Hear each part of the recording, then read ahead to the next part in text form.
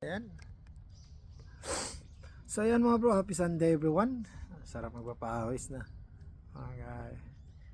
Sakit ng tuhod. Dalawa na yung sakit natin sa tuhod, pero bakit patuloy pa rin tayo naglalaro ng basketball? Eh, syempre.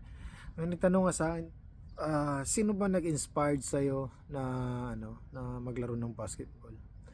First and foremost, ang nag-inspired sa akin si tatay eh. Si tatay ginaya. Sa butungon sa una, ano pa nga daan, duta pa lang si tatay nagampang na. Wala pa PBA, hindi pa kami makakita wala pa TV sang una.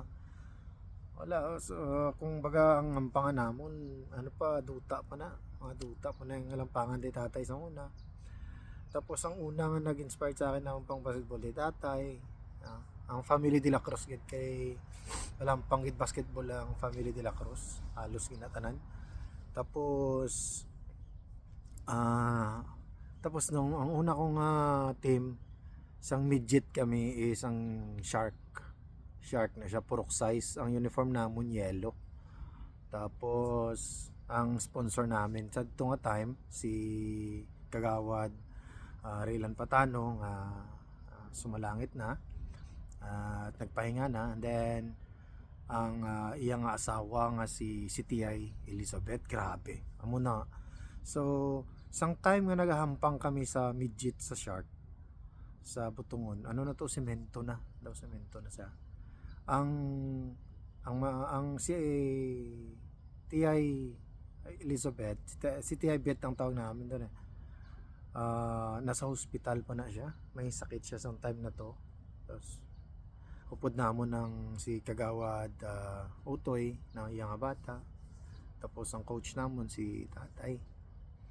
Tapos nung time na mayampang kami, sinang sabit ato siya sa hospital.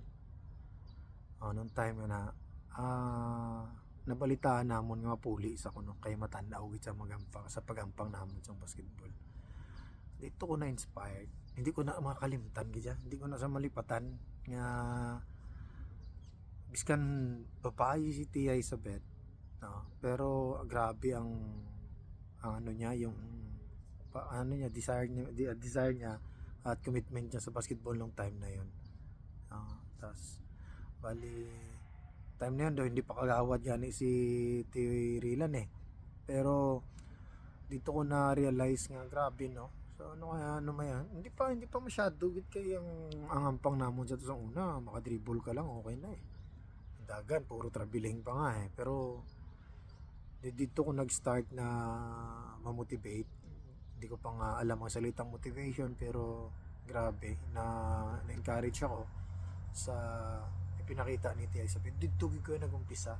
Umpisa na to dahil na practice na kada Sabado sang kaagawon alas 4 naga housing kami, pero hindi kami nag-champion to, third lang kami mo sa shark namon. So amo nang istorya ni manang Tia Isabel nagpahuway naman dugay na, pero hindi ko lang sa malipatan kay siya gid na ang nag-inspire sa akin sa pagampang sa basketball. Wala na kamo sino gid ba lang nag-inspired man sa inyo sa pagampang sa basketball maliban doon sa mga idol na sa may PBA? Wala na yan.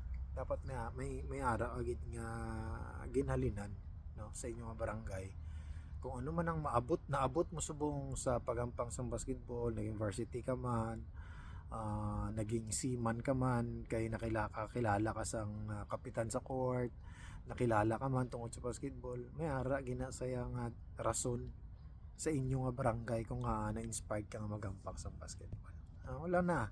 So mayong agas tanan. Once again, this is Super Miling Korea and welcome to my vlog.